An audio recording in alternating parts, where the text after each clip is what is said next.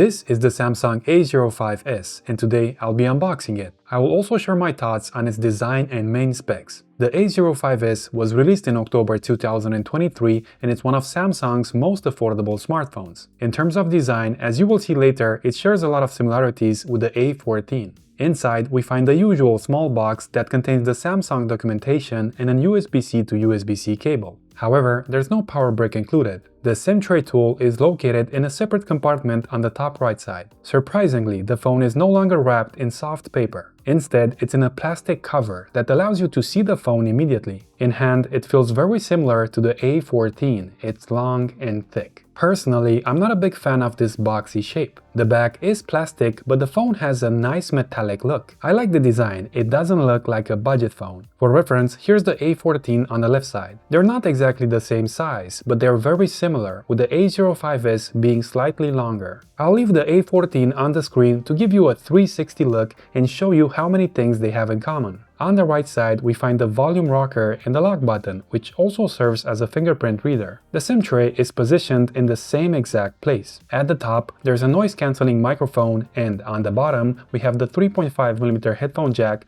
a microphone, an USB-C port, and the mono speaker. Samsung made only minor changes to differentiate these phones. For example, the jack is slightly repositioned and the speaker grill is larger on the A05s. One improvement I appreciate is that the lock button is placed higher on the A05s, making the fingerprint reader more accessible. The A14 had some issues here. Now, let's talk about the main specs. As mentioned earlier, I'm not a huge fan of the size. It's a big phone, quite thick and not very comfortable to handle. However, as you will see, the A05s does have some good features. It comes with a large 6.7-inch PLS LCD display that offers a smooth 90Hz refresh rate. Additionally, the screen has a rich Full HD Plus resolution. For a phone that costs around $120 US, there's really nothing to complain about. The display looks good. In terms of RAM and storage, the base model comes with 64GB of internal storage, but you can expand it up to 1TB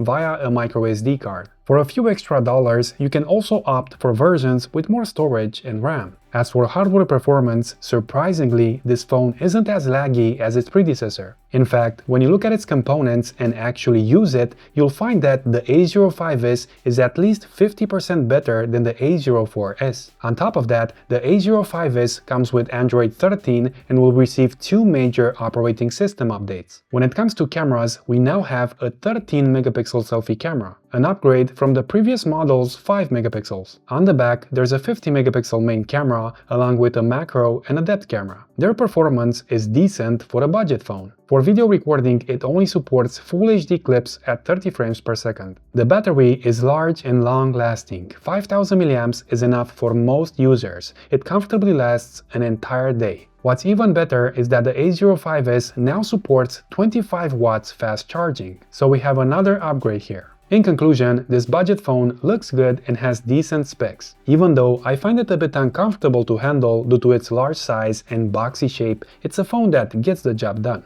I hope you enjoyed this video. If you'd like to see more, hit that like and that subscribe button, and I'll see you in the next one. Take care, guys!